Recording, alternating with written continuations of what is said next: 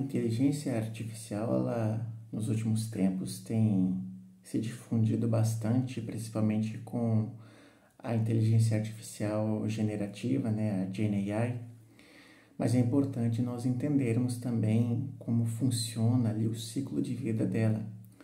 O que seria o ciclo de vida? Seria o processo de como ela é criada, do começo ao fim.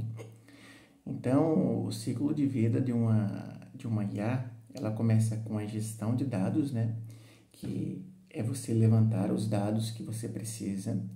Depois esses dados são analisados, tem que ter uma análise desses dados.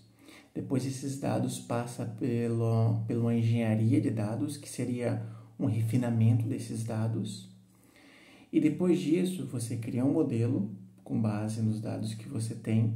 Esse modelo deve ser treinado, né? Esse modelo ali envolve ali questões estatísticas, né? Pode ser regressivo, entre muitos outros, né?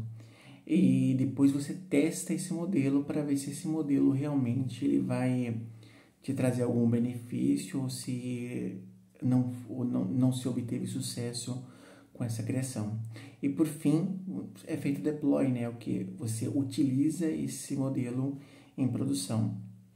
Resumindo esse processo, nós vamos ter o input, que seria ali a parte ali de entrada dos dados, tratamento, etc.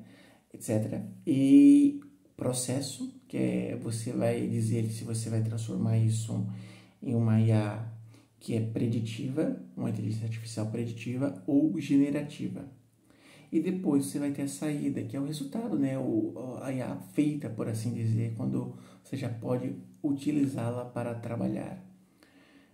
É interessante nós pensarmos, né? Nós temos a IA preditiva e a generativa. Qual a diferença? A inteligência artificial preditiva, nós utilizamos ela muito para previsão de tendências. Por exemplo, você precisa saber se vai chover ou não. Então você pega uma determinada região, pega ali dados, claro, você vai pegar uma base de dados maior, mas vamos pensar aqui, dados da última semana, ver quantos dias choveu, quantos dias não choveu, e analisar alguns fatores que podem influenciar no clima. Outro exemplo para vendas sazonais. Eu tenho um produto aqui que vende mais nessa época, qual tipo de cliente que mais compra de mim?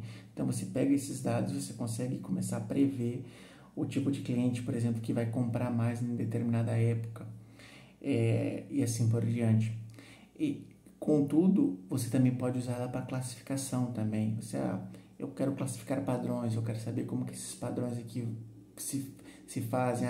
Eu não sei qual é o padrão que eu sigo, eu sei que eu vendo muito, mas não sei qual é a categoria de produto que eu mais vendo. Então a inteligência artificial ela pode te auxiliar nisso. É preditiva. Nós também temos a inteligência artificial generativa. Inclusive, esse assunto de inteligência artificial se tomou essa é uma proporção maior por causa dessa inteligência artificial generativa. Por exemplo, o ChatGPT, o Gemini e alguns outros. E qual é o ponto da IA generativa? O que ela faz? Ela gera conteúdo e ela pode performar tarefas.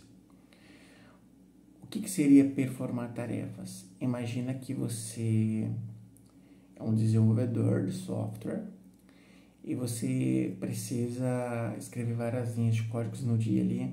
E com a inteligência artificial, por exemplo, você utilizando ali o Copilot, você consegue, às vezes, escrever uma linha e já ter o resultado do código que você precisa. E com benefício, você ganha produtividade. No caso de um desenvolvedor, ele vai conseguir entender mais o processo da construção de um software do que, às vezes, mesmo ficar se apegando a uma tecnologia. E vai facilitar até uma versatilidade de usar múltiplas linguagens. Então, você ganha em produtividade. Talvez vamos pensar em outro setor, uma pessoa que escreve textos ali em e-mails durante o dia. Se você pode usar a inteligência artificial para corrigir erros de português, de gramática, eu falei português, mas pode ser em outro idioma. Então ela tem essa possibilidade de performar tarefas. A inteligência artificial é muito importante, devemos continuar usando, embora eu já comentei que nós não devemos dar tudo para a inteligência artificial fazer. A parte de criação nós temos que utilizar, nós devemos ser criadores. Nós devemos usar esses benefícios de produtividade, como até foi mencionado, né? A lei do desenvolvedor, de melhorar a performance, para aumentar a qualidade, né, do trabalho. Você vai focar muito mais em qualidade do que, às vezes, numa tecnologia, por exemplo, quando você vai construir um código, em vez de você ficar, às vezes, pensando na sintaxe, como que eu vou, qual variável melhor para escrever, não, você vai começar muito mais a pensar em como o meu código vai afetar o negócio, em como eu posso fazer esse sistema aqui de uma forma mais performática. Então, às vezes você não vai ficar tão preocupado ali como vai ser a sintaxe do código, né? Como você vai construir esse código, mas vai se preocupar mais ali em como vai impactar aquela aplicação final. Por exemplo, você vai conseguir pensar em como você vai construir uma aplicação mais performática. Então, eu até gosto de mencionar, né, a diferença do programador, do desenvolvedor, do engenheiro de software. O programador, ele foca muito só no código, na linguagem, na tecnologia. O desenvolvedor, ele vai um pouco além, ele foca na tecnologia, ele foca na estrutura. E o engenheiro de software, a ideia é ele focar em como a aplicação toda vai impactar no ambiente. Então, quando você constrói uma aplicação ali, você tem que pensar nela como ela vai, por exemplo, quanto de recurso ela vai gastar do seu ambiente, quanto financeiro você vai ter nela. Então, se você tem uma inteligência artificial que pode automatizar ali, por exemplo, a sintaxe do código, a escrever linhas de código, você vai conseguir performatizar ou melhorar a sua qualidade em um código mais